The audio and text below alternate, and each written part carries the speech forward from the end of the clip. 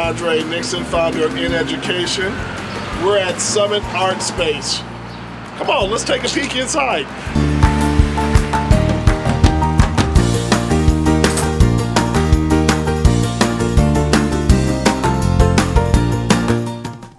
My glasses are fogged. You know, it's cold here in May. Can you believe it? I'm excited to be here. We're waiting on Heather, and I guess we have sanitation, obviously, and a sign in. I just can't wait to take a peek. Hello, Heather. Keep recording. It's nice to see you. Thank you for having us here today. Thank you for coming. I'm delighted to be able to. Shaking okay? Yes, it's okay. We have sanitizer here and everything. Wonderful. We're ready to get started, if you are. Absolutely. Okay. And this is, I'll let you introduce yourself. Sure. I'm Heather Meeker. I am the Executive Director of Summit Art Space and delighted to talk more about what we do here. Thank you, Heather, for having us here. My first question to you is, for those who do not know, what does Summit Art Space do? And what kind of arts do you cater to, here? What are you looking for?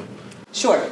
So Summit Art Space is a resource for artists within Summit and the surrounding counties. Our mission is to connect artists to the community and to connect them to the resources that they need to thrive personally, professionally, financially, and creatively. And so we do that in a lot of different ways. We not only have terrific galleries, 5 of them actually, like the one we're in right now, which is our main gallery, where we showcase artists' work through solo shows and also group shows. The Art of Y is what we have here right now, which is a wonderful collaboration with the YMCA. And then we also use those galleries for a variety of opportunities to showcase student work and other really cool events throughout the year. We, in addition to that, have artist studios, which you'll see a little bit more of in just a moment, where we provide accessible and affordable workspace for artists of all mediums so that they can really focus on their work and also thrive within a creative community, because all of the artists who work here just do a wonderful job of connecting with each other and really resourcing each other as peers. The third thing that we do is we provide professional development programming for artists themselves. Our artists are at all stages of their journeys creatively, professionally, and we try to provide resources, workshops, whether it's on-site or now virtually, to help artists grow their businesses, grow professionally and creatively. What do they need in order to be a success and thrive on their own terms? Wow, it seems like another great space that we're in right now. So the question, Heather, is what programs and services do you offer to the community, the art community in specific? Sure. So this is our Transitions Gallery, and what we're seeing right now is a member show for the Ohio Collage Society. So in terms of our exhibitions, which we have exhibition cycles every 3 to 4 months throughout the year, we actually serve many artist-serving organizations, and in fact also have some resident organizations here like the Akron Society of Artists and the Artists of Rubber City, who we'll see a little bit more of in just a moment, and an opportunity for those groups to really showcase their work through exhibitions here at Summit Art Space. Didn't know that. Yeah, so this space actually serves multiple purposes, because while we have it as an exhibition space, it also works as a community environment. We have rehearsals here. 2 of our arts organizations in the building are Summit Choral Society and Genesis Experience Theater. They have rehearsals in our various large spaces throughout the building, which has of course taken on additional purpose and meaning during COVID, where distancing has been very important. So these large spaces where rehearsals can be done safely with thinking about air circulation and where people are standing, masks, all of that stuff have been very important. So you're not just visual art. No, we are in fact, performing art yes, as well. we I are. didn't know yeah, that. we have organizations in the building who are resident organizations here, and artists, resident artists who work in the performing arts. In addition to using studios for vocal studios, we have our visual art studios down here in the Transitions Gallery. We see Ron White, one of our artists, who works in sculpture, and Janine Ray, who works in photography. So really, we just exist as a resource on many levels for artists for what they need to do their work. You hear that, folks? Check out their website, summitartspace.org. About Summit Art Space, I got my tour guide here. Yeah. Heather. So, Heather, tell me about, let's walk this way here. We can talk a little bit about the why this building is here. It actually was built in the 1920s, 1927 to be precise is when it opened, and it was commissioned by the Knight brothers to become the new headquarters for the Akron Beacon Journal. And so this was the building where they really amplified what the paper was all about. They were here until the late 30s when they moved to the building that they just vacated closer into downtown. And it really was an important event when this building opened. Calvin Coolidge pushed a telegraph button to open or to start up the paper presses in this building in 1927. And so we will in just a few minutes see the Knight Suite where the Knight brothers had their offices, but all of the floors in this building were part and parcel of the paper presses, the process of creating and producing and distributing the Akron Beacon Journal. We have a series of photographs here in our main hallway. These are historical photographs of all of the areas in the building where again, from the press room to the press, to the actual paper presses, to the chutes that took the papers down to the back loading docks to be put on trucks and taken all over the city. It really is an important part of Akron's story. And after the paper moved out of this building, the city of Akron decided to go ahead and build its main library, to renovate this space and make it into the main library. So from the 40s through the 1960s, many people will remember this building as the Akron Public Library. When it opened in 1927, 20,000 people came through this building to do a housewarming. And I like to think that that's a really great way to think about how folks should come and visit artists now. I'd love to see 20,000 people come through this building on this one day. The thing I'll mention about papers is a really cool sort of full circle story is that Akron's Devil Strip is actually one of the organizations that resides in this building. So as we are filming this, they are finishing up their monthly edition, and they actually do all of their distribution right out of the same backloading dock where the Akron Beacon Journal did their distribution in the 1920s and the 1930s. So I am going to take you guys behind the scenes to see something that not everybody gets to see. The freight elevator in this building is original to the building. It was used when the paper was here, and our artists use this when they are transporting their pieces between the various floors. It is definitely an experience, so come on.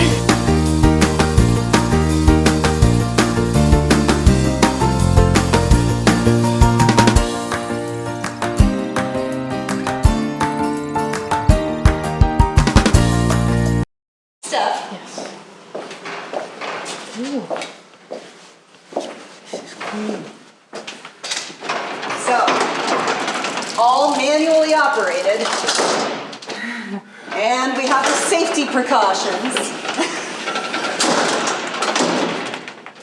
And now, we're gonna go up. And there's no fanciness here. The arrow lines up with the arrow. The question is, how close can I get the arrow? So now we're going to come up, and this is our second floor.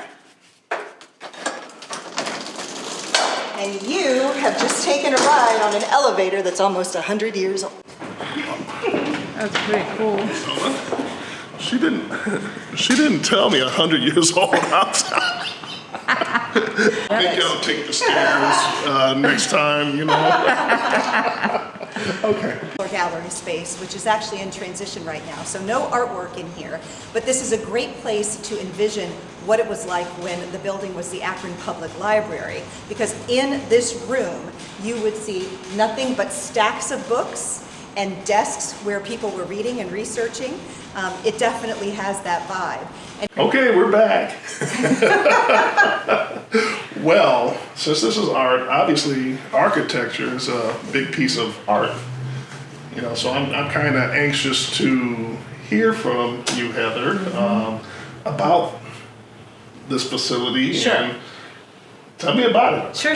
So when the Knight family knew that they wanted to put the headquarters of the Beacon Journal here at the corner of Market and Summit Street, they hired a firm out of Massachusetts called the Dwight P. Richardson Company, which actually became United Engineers and Constructors. It was a huge organization that built warehouses, industrial stuff, office buildings, schools, a lot of stuff in states all over the country, countries all over the world. And so the Knight brothers brought that company here to build this particular building.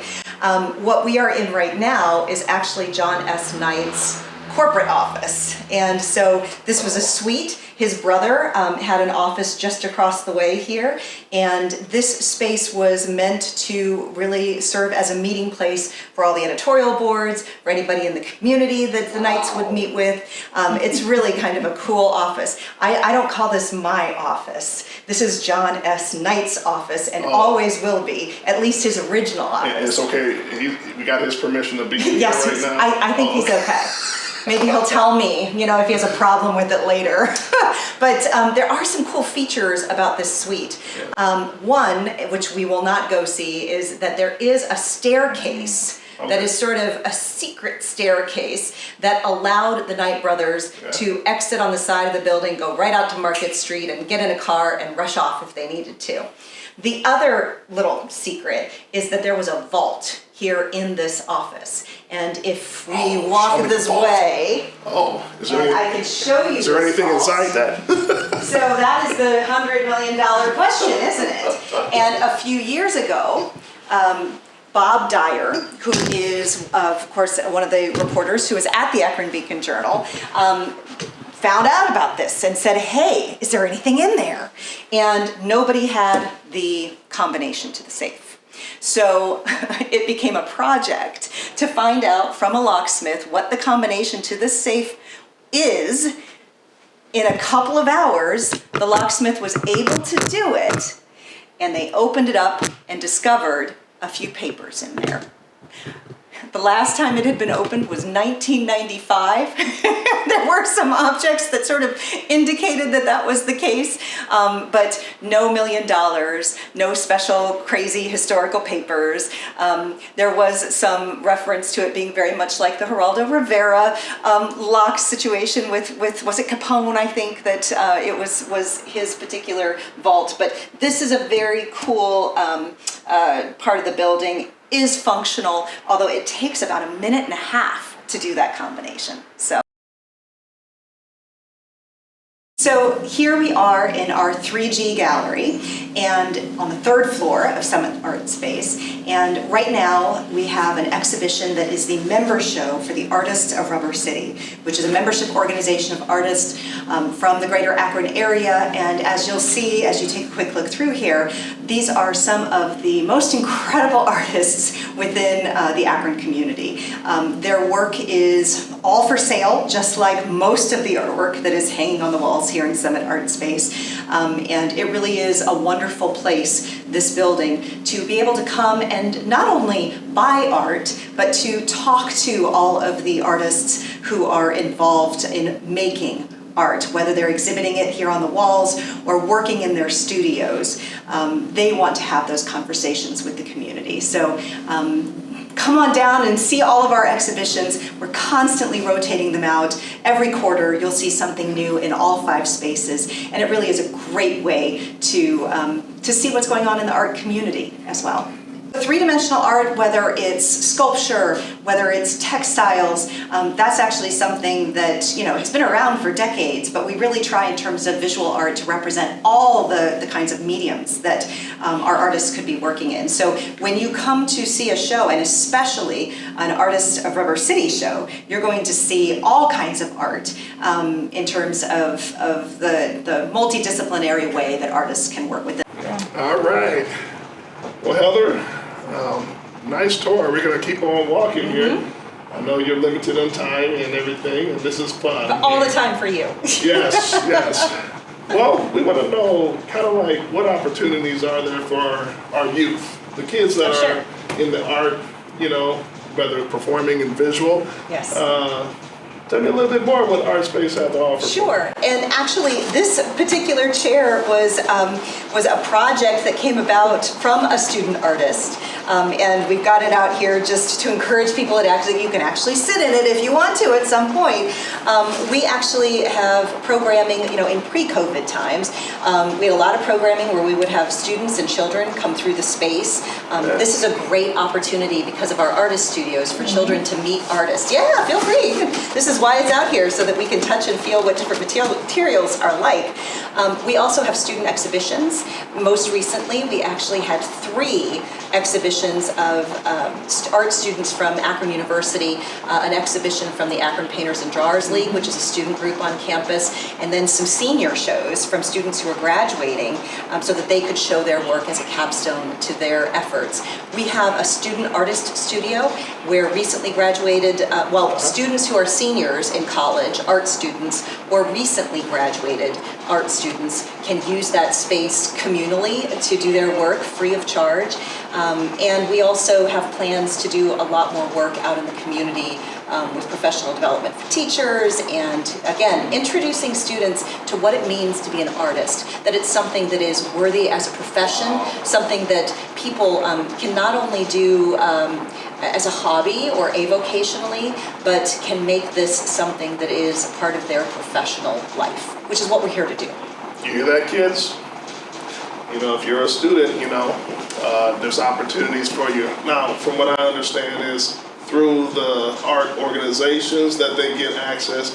So that's right. Yeah, that's so good. So what in Northeast Ohio? Yeah, so if you come to summitartspace.org, we have a roster of artists and arts organizations that actually provide a lot of programs for children and youth. We have artists who provide classes, workshops, throughout the year, both virtually and sometimes here on site. So while Summit Art Space has some programming that we do for children, we also really try to support the programming that our artists and arts organizations are doing within the community as well. Excellent, excellent.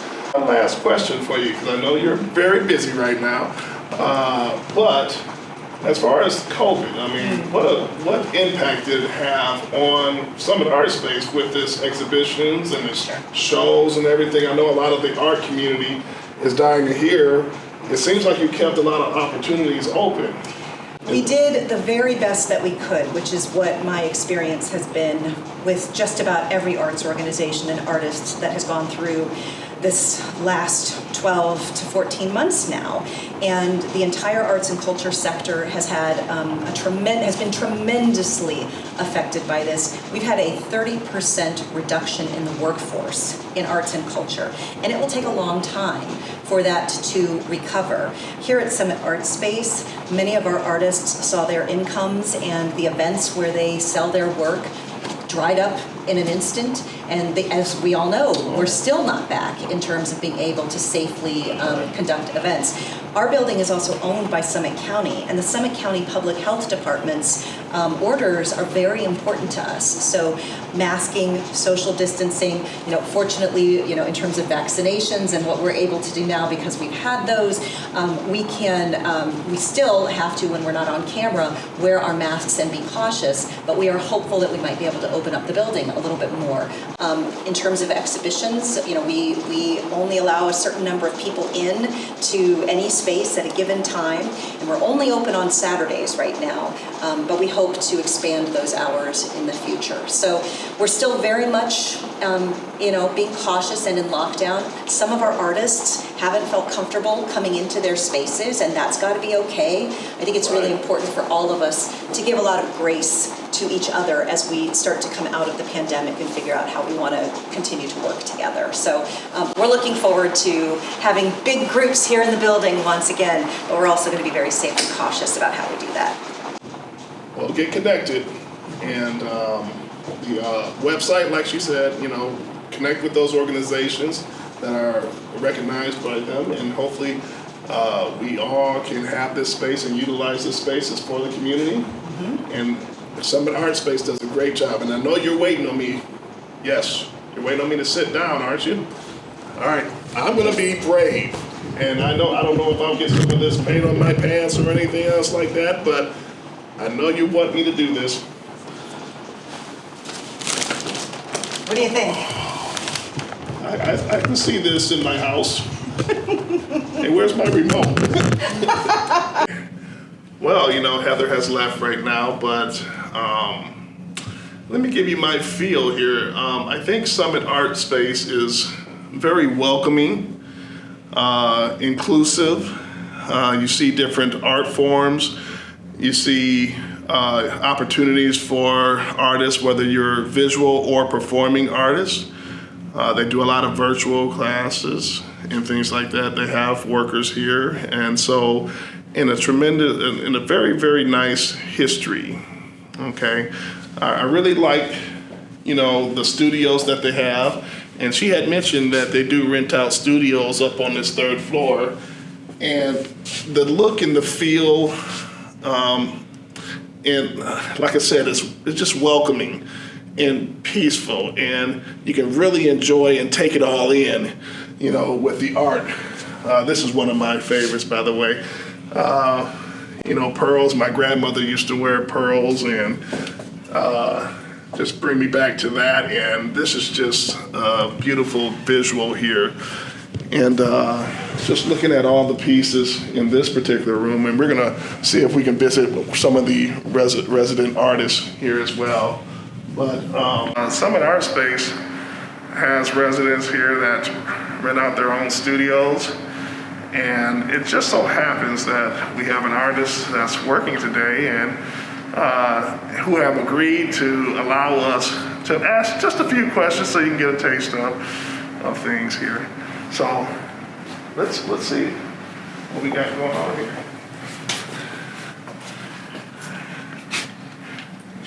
Jennifer. Hi. Yeah, introduce yourself and to Cleveland Design Week. Hi, I'm Jennifer Warden. I am a warm glass artist here in Akron, Ohio. And what I do is I use recycled glass. So I take bottles, discarded dishware, old window panes, and then I cut it and then melt it into the new whimsical shapes. Yes. How long have you been a resident here at the Summit Art Space? A little over 5 years. Wow. Yeah. And would you recommend youth to come and maybe rent out space like this and get their art out there? Yeah, definitely. It's nice to be in a community, especially with different people that work in different media. They have different ideas and can help you when you're stumped. So I definitely like the community aspect of things here. Well, how can we find you? This Jennifer? Yeah, Jennifer Warden on social media. Jennifer L. Warden Arts, and I'm here at Summit Art Space on the third floor.